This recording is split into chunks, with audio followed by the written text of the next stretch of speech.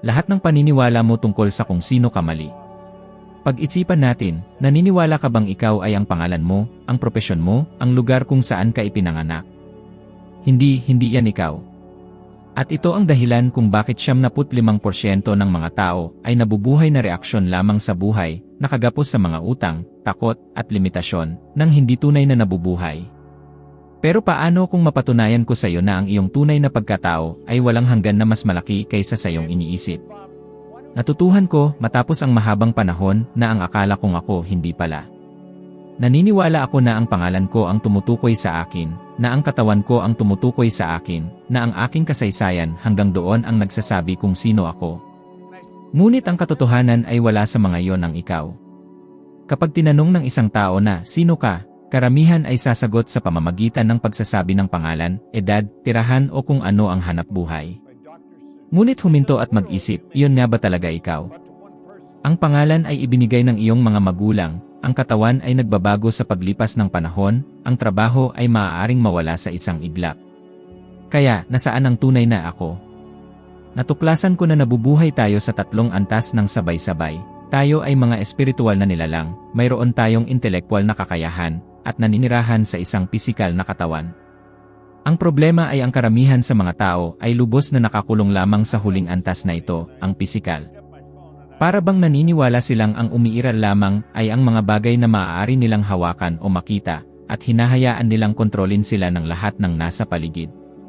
Iyon ang dahilan kung bakit ang isang masamang balita ay maaaring sirain ang iyong mood, kung bakit ang pagkawala ng trabaho ay nagpapapaniwala sa isang tao na nawala na ang kanyang halaga. Kung bakit ang isang kritisismo mula sa isang kakilala ay maaaring sapat na upang pigilin ang kanyang mga pangarap.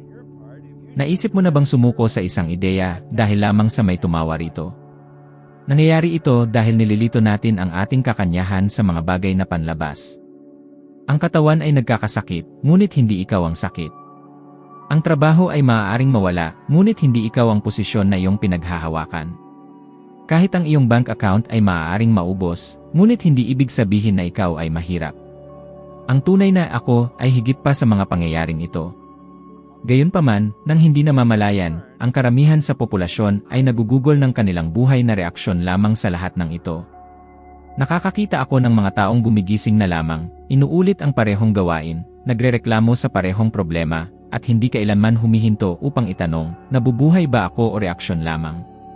Nakakatakot isipin na 75% ng populasyon ay hindi tunay na nabubuhay, automatikong tumutugon lamang sa mga nangyayari. At ito marahil ang isa sa pinakamalaking balakid sa tabumpay. Hindi dahil sa kulang sila sa kakayahan, kundi dahil wala silang kamalayan kung sino talaga sila. Kung naniniwala kang ikaw ay refleksyon lamang ng kapaligiran, ikaw ay magiging biktima nito habang buhay. Magdepende ka sa mga balita para makaramdam ng kasiyahan, sa sasabihin ng iba para makaramdam ng kakayahan, sa balanse sa bangko para maniwala sa iyong halaga. Ngunit kapag napagtanto mong ang iyong pagkatao ay mas malaki, na mayroong isang bagay sa loob mo na may kakayahang lumikha ng mga bagong imahe, bagong pag-isip, at bagong katotohanan, lahat ay magbabago. Naisip mo na ba kung ano ang mangyayari kung hindi ka nakontrolado ng mga nangyayari sa labas? Kung kaya mong magpasya kung ano ang iyong mararamdaman anuman ang mga pangyayari. Naalala ko noong nagtatrabaho pa ako sa mga maliliit na trabaho, walang ambisyon. Kung may magtatanong sa akin kung sino ako, malamang sasabihin ko, isa lamang akong empleyado. Naniniwala ako na iyon ang aking pagkatao. Ngunit, sa totoo lang, iyon ay ang sitwasyon ko lamang noon.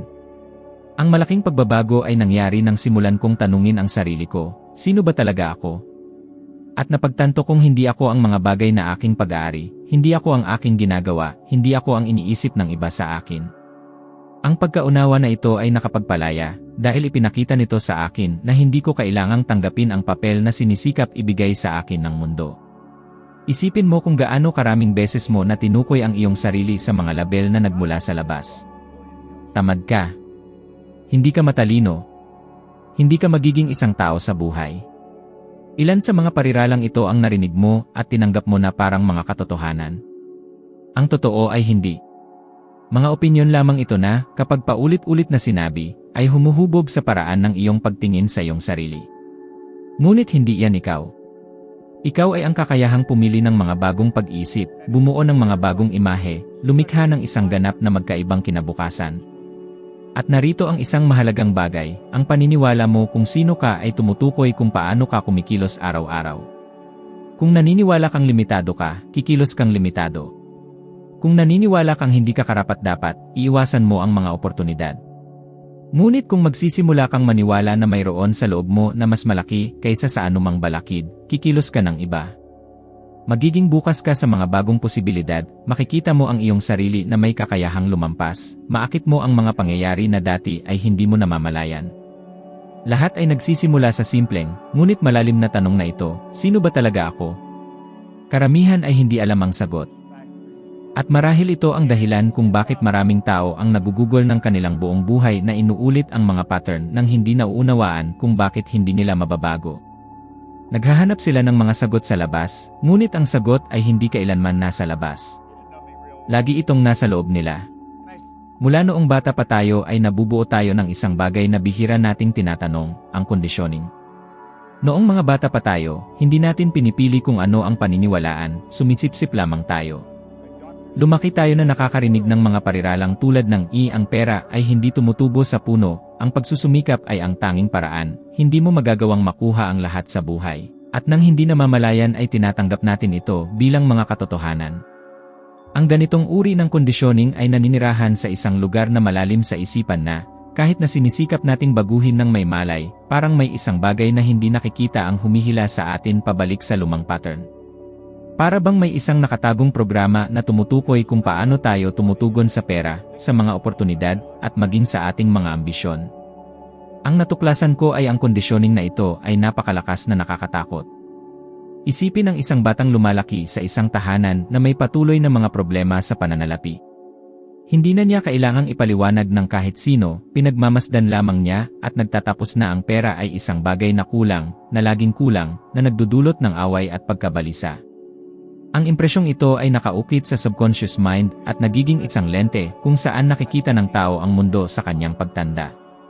Iyon ang dahilan kung bakit maraming tao, kahit na nagsisimulang kumita ng higit pa, ay naghahanap ng paraan upang bumalik sa simula.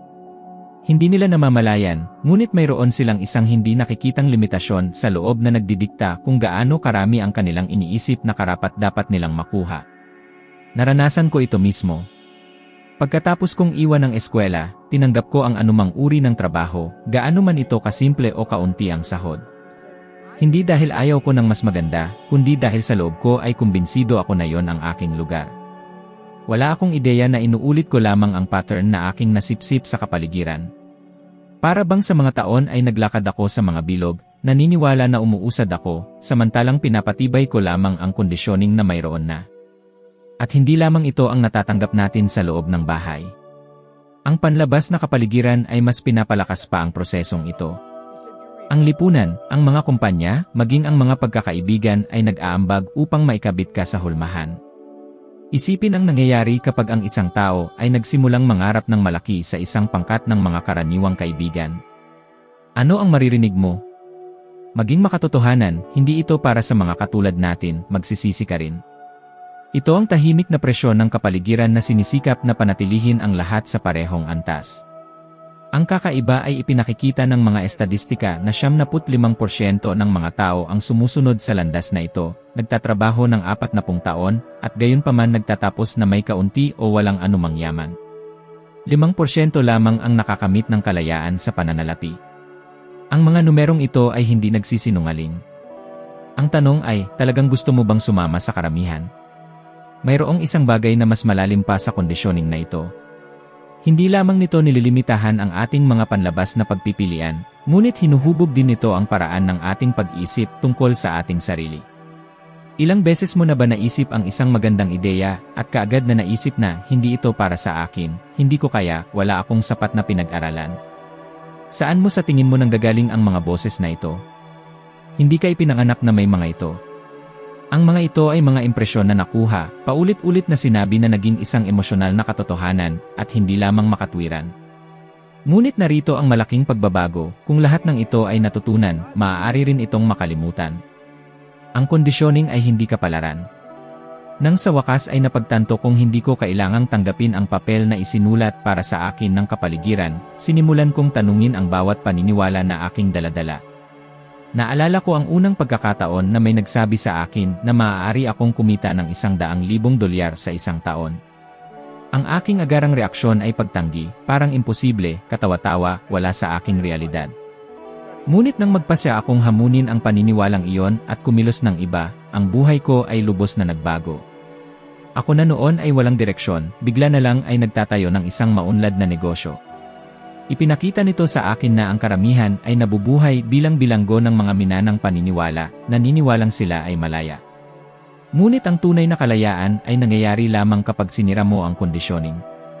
Ito ay nangangailangan ng tapang, dahil nangangahulugan ito ng pagtatanong sa mga bagay na palaging itinuturing na normal. Nangangahulugan itong maging kakaiba, gumawa ng mga alon sa isang mundo na mas gusto ang pagsunod. At may takot na hindi tanggapin na mabigo na pintasan. Ngunit isipin mo, alin ang mas masama? Ang patuloy na pag-ulit ng isang pattern na humahantong sa pagkabigo o ang harapin ang kakulangan sa ginhawa ng pagpapalaya at pagtatayo ng isang tunay na buhay. Napansin mo na ba kung paano tumitingin ang mga tao sa paligid upang makita kung ano ang ginagawa ng lahat at kopyahin lamang ito? Para bang mas ligtas na sumunod sa karamihan? Kahit na ang karamihan ay papunta sa maling lugar. Ngunit ang tagumpay ay hindi kailanman nasa karamihan.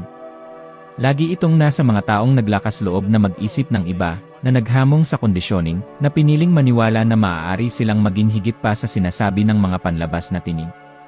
Kailangan kong sirain ang ikot na ito sa loob ko, at nang gawin ko ito, napagtanto kong ang pagbabago ay hindi nagsisimula sa labas, kundi sa paraan ng iyong pagpapasya na mag-isip at kumilos, kahit na walang naniniwala sa iyo sa paligid. At marahil ito ang pinakamahalagang desisyon na kailangan mong gawin, patuloy na hayaang gabayan ka ng conditioning na iyong natanggap o sa wakas ay magsimulang mag-isip para sa iyong sarili. Sapagkat hanggat hindi mo ito ginagawa, patuloy kang mabubuhay sa buhay na idinisenyo para sa iyo, at hindi ang buhay na talagang iyong ninanais. Isa sa mga pinakamalaking pagkakamali na nagagawa ng karamihan sa mga tao ay ang mabuhay ng walang kalinawan. Sinasabi nilang gusto nila ng mas maraming pera, ngunit hindi nila alam kung gaano karami. Sinasabi nilang gusto nilang maging masaya, ngunit hindi nila alam kung ano ang ibig sabihin ng kaligayahan para sa kanila. Nabubuhay silang nagmamadali, palaging abala, ngunit bihira silang humihinto upang tukuyin ang isang patutunguhan. Ito ang natutuhan ko nang makipag-ugnayan ako sa aklat na Think and Grow Rich. Ang unang aralin na nagbago sa aking buhay ay napakasimple na marami ang nagpapabaya, ang magpasya ng eksakto kung ano ang gusto. Hindi ito ang pagsasabi ng gusto ko ng maraming pera. Ano ang ibig sabihin ng marami? Para sa iba ay maaaring $10,000, para sa iba ay $100,000, para sa iba ay $1,000,000. Hanggat hindi ka tiyak, ang iyong isipan ay hindi kayang mag-organisa upang lumikha ng mga imahe, ideya, at mga landas na hahantong doon. Sumulat ako sa isang card ng eksakto ang halagang gusto kong makamit at dinadala ko ang card na ito sa akin araw-araw. Sa una, parang biro lang, ngunit napagtanto kong may isang bagay na pambihira ang nagsimulang mangyari. Sa tuwing binabasa ko ang halagang iyon, ang aking isipan ay nagsisimulang maghanap ng mga posibilidad.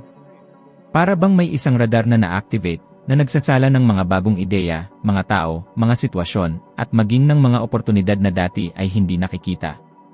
Ang kakaiba ay ang mga bagay na ito ay laging naroon, ngunit hindi ko ito nakikita dahil wala akong kalinawan. Para itong pagpasok sa isang madilim na silid at magreklamo na wala kang nakikita, ngunit hindi kailanman nag-isip na buksan ang ilaw. Ang simpleng pagtukoy ng isang tiyak na layunin ay nagbibigay liwanag. Sa aking unang taon, kumita ako ng mahigit $100,000. Hindi ito nangyari dahil sa swerte o aksidente. Wala akong formal na edukasyon, walang karanasan sa negosyo, walang impluensyal na mga kontak. Ang meron ako ay isang card sa bulsa na may malinaw na layunin. Ang card na ito ay naging aking gabay. At tuwing sumusulpot ang pag-aalinlangan, tuwing sasabihin ng matandang tinig na nakasanayan ko ng marinig, hindi ito para sa iyo, binabasa ko ulit, pinapatibay ko ang larawang iyon, at pinipili kong magpatuloy. Ang disiplina sa isipan na ito ang tulay na nag-angat sa akin mula sa isang karaniwang buhay at inilagay ako sa isang panibagong landas. Ngayon, isipin mo ang sarili mo. Mayroon ka bang mga nakasulat na mitiin? Naglaan ka na ba ng panahon para tukuyin kung ano talaga ang gusto mong makamit? Maraming tao ang nagsasabi sa akin, gusto ko ng mas magandang buhay. At tinatanong ko sila, mas maganda paano? Mas maganda kumpara sa ano? Mas magandang magkano ang kitain? Mas magandang saan manirahan? Sapagkat kung walang katiyakan, mahuhulog ka sa parehong huwaran na nagbubuklod sa 75% ng mga tao, magtrabaho, magbayad ng mga utang, at ulitin, palaging naniniwala na umuunlad ka, samantalang sa totoo lang ay nakikibaka ka lamang upang mabuhay. Normal lang, sa simula, kapag sumulat ka ng isang ambisyosong mithiin, na makaramdam ng takot o kawalan ng paniniwala. Nakaramdam din ako noon. Marahil ay iniisip mo, paano kung hindi ko kaya? Paano kung mabigo ako? Iyan ang tinig ng lumang kondisyon na sinusubukang ikaw ay ikulong sa iyong kinaroroonan. Kailangan kong matutunan na tanggihan ang mga kaisipang iyon. Natuklasan ko na ang pag-isip sa mga dahilan kung bakit hindi magagawa ang isang bagay ay hindi nagdadala sa akin kahit saan. Kaya sinimulan kong sanayin ang aking isipan na mag-isip lamang kung paano ito magagawa. Ang simpleng pagbabago ng focus na ito ay nagbubukas ng mga pinto. Sa bawat pagtatanong mo sa iyong sarili na paano ko ito magagawa, ang iyong utak ay nagsisimulang maghanap ng mga sagot. At ang mga sagot ay lumilitaw sa anyo ng mga ideya, ng mga taong nagtatawid sa iyong landas, ng mga oportunidad na hindi mo sana mapapansin kung nakatuon ka sa hindi kaya. Isipin mo sandali kung sumuko si Thomas Edison sa bombilya dahil sinasabi ng lahat na imposible ito. O kung tinanggap ng magkapatid na Wright ang ideya na ang tao ay hindi kailanman makakalipad. Hindi nila tinanong na, bakit hindi kaya? Tinanong nila ang kanilang mga sarili na, paano natin ito magagawa? Ang mentalidad na ito ang kailangan mong gamitin sa pagsulat ng iyong mga mithiin. Gusto kong subukan mo ang isang simpleng pagsubok. Kumuha ng papel at isulat kung magkano ang perang gusto mong kitain sa susunod na 12 buwan. Isulat ang tiyak na halaga. Pagkatapos, araw-araw, basahin ito ng malakas. Nang maraming beses, at dalhin ang papel na yon sa iyo. Sa simula, lalabanan ito ng iyong isipan. Makakaramdam ka ng katangahan. Parang laro na walang kabuluhan. Ngunit kung magtitiyaga ka, may isang bagay sa loob mo ang magsisimulang magbago. Makakaramdam ka ng higit na tiwala, magkakaroon ka ng mga ideya na dati ay wala ka, makaakit ka ng mga tao at mga pangyayari na naayon sa mithiin iyon. Nang gawin ko ito, parang imposible. Wala akong anumang nakaraang karanasan na nagpapatunay na makakakuha ako ng $100,000. Ngunit gayunpaman sinulat ko. At sa bawat araw na binabasa ko, lumalakas ang aking focus, lumilinaw ang aking pananaw, at nagbabago ang aking pag-ugali. Imposibleng mapanatili ang parehong buhay kapag sinimulan mong makita ang iyong sarili na lumalampas sa mga limitasyon. At ito ang dahilan kung bakit sinasabi ko, hindi sapat ang mangarap. Kailangan mong magpasya, magsulat, at kumilos na para bang ito ay hindi maiiwasan. Sapagkat, sa katunayan, kapag binigyan mo ng kaliwanagan ang iyong nais, ang sansinukob ay nagsasabuatan para sa iyo. Kung hindi ka pa nakakasulat ng iyong mga mithiin, ngayon na ang panahon. Sapagkat kung walang destinasyon, anumang landas ay tila angkop. At ito mismo ang dahilan kung bakit ang karamihan ay patuloy na naliligaw, umiikot, nabubuhay mula sa sahod hanggang sahod. Ngunit maaari kang pumili ng iba. Maaari kang pumili ng katiyakan, maaari kang pumili ng layunin, maaari kang pumili na isulat ngayon ang buhay na nais mong mabuhay. Mayroong isang bagay na madalas na sumisira o nagtatayo ng buo sa kapalaran ng isang tao, at ang bagay na iyon ay ang imahe ng sarili. Hindi ko pinag-uusapan kung paano mo tinitingnan ang iyong sarili sa salamin, ngunit ang tahimik na larawan na iyong dinadala sa loob ng iyong sarili, ang panloob na ideya kung sino ang iyong pinaniniwalaang ikaw. Nang matuklasan ko ang konseptong ito, napagtanto ko na ito ang susi na nagpapaliwanag kung bakit maraming taong may talento, katalinuhan, at maging magagandang oportunidad ay hindi nakakamit ang malalaking resulta. Hindi ito kakulangan ng kakayahan, ito ang imahe na kanilang dinadala sa loob ng kanilang mga sarili ang naglilimita sa bawat hakbang. Si E.A. Maxwell Maltz ang nagdala ng paghahayag na ito sa modernong mundo. Napansin niya na, sa pag-opera sa isang tao, sa pag-aalis ng isang peklat o pagwawasto ng isang depekto sa mukha, ang ilan ay lubos na nagbabago ng pag-ugali. Ang isang taong mahiyain at tahimik, bigla na lang nagiging tiwala sa sarili at palakaibigan. Ngunit nakakita rin siya ng isang kakaibang bagay, may mga kaso kung saan, kahit na pagkatapos ng operasyon, ang tao ay nanatiling walang katiyakan, na parang walang nagbago.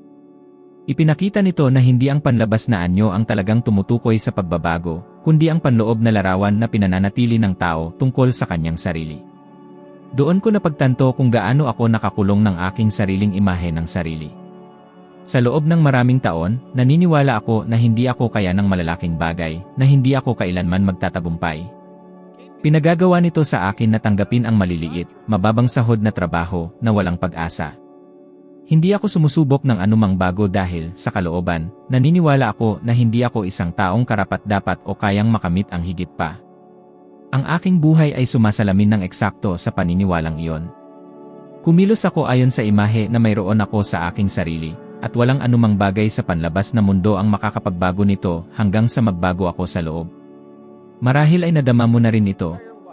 Gaano karaming beses mo na nais na subukan ang isang bagong bagay, ngunit may isang tinig sa loob mo na nagsabi na hindi ito para sa iyo? Gaano karaming beses kang hindi nag-apply para sa isang mas magandang trabaho dahil naniniwala kang wala kang sapat na kwalifikasyon? Gaano karaming beses kang sumuko sa isang proyekto dahil nakumbinsi mo ang iyong sarili na hindi ka sapat na magaling?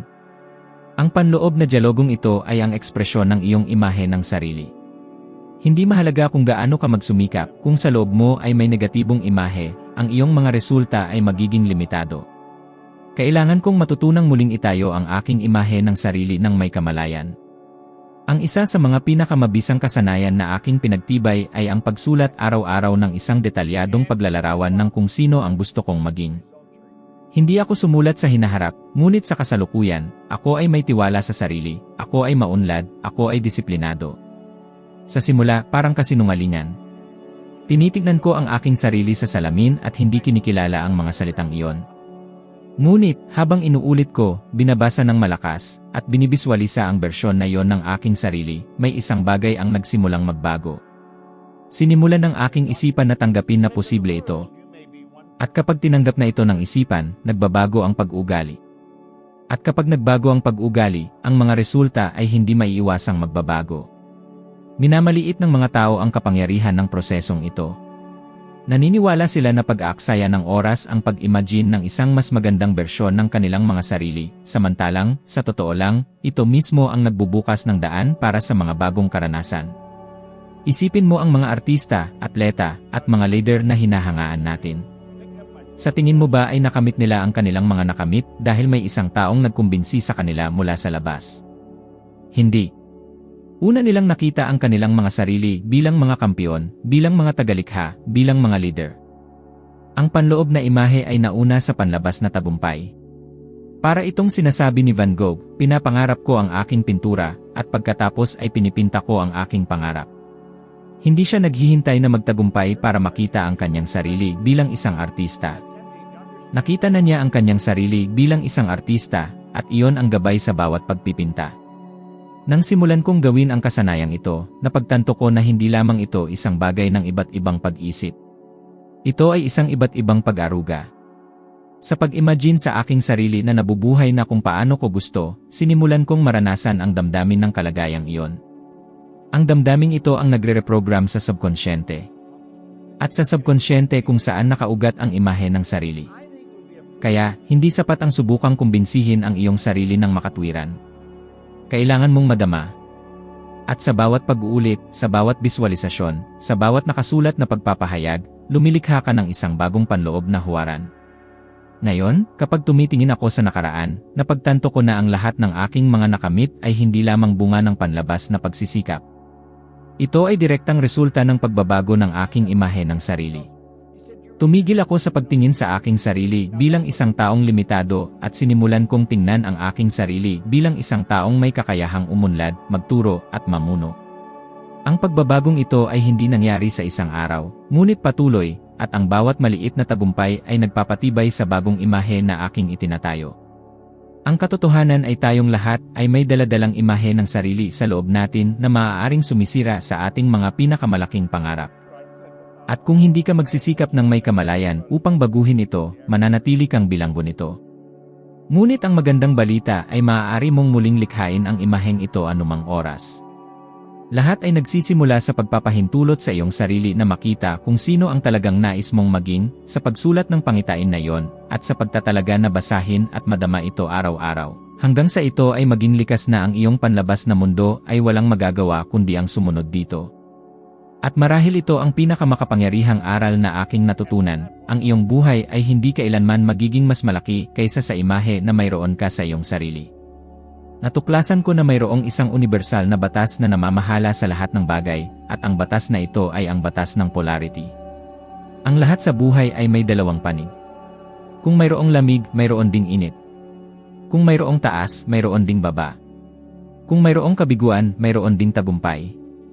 Ang buhay ay itinatayo sa mga pares ng mga magkasalungat, at nangangahulugan ito na, sa anumang sitwasyon, palagi kang may pagpipilian kung saan ilalagay ang iyong atensyon.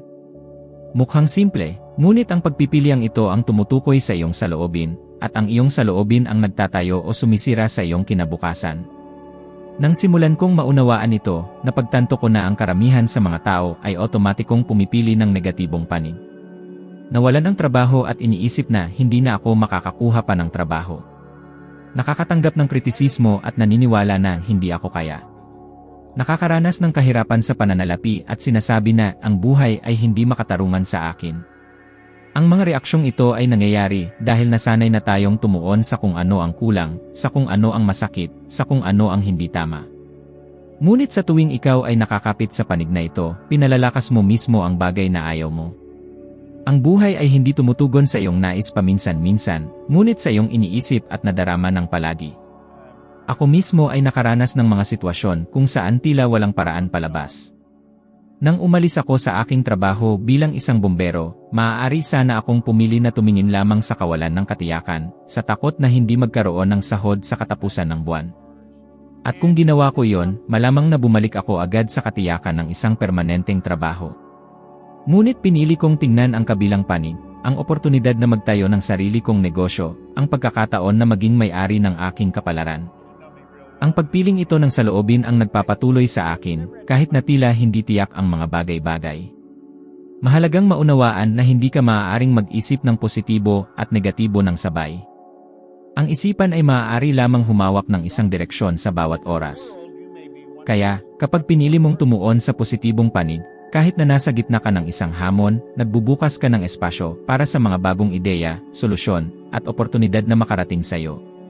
Napansin mo na ba kung paano umuunlad ang ilang tao kahit na sa panahon ng krisis, samantalang ang iba ay nalulubog?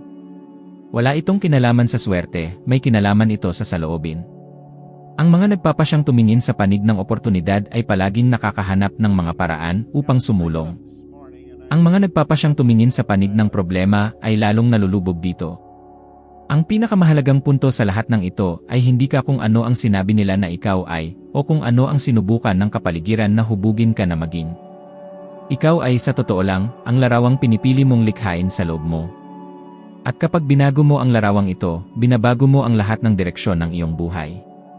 Patuloy na pagnilayan ito, dahil sa susunod na video na lumilitaw na sa screen, akyat ka pa ng isang hakbang sa iyong ebolusyon ng karunungan, magiging mas mabuti ka ng kahit 1% kaysa sa ngayon.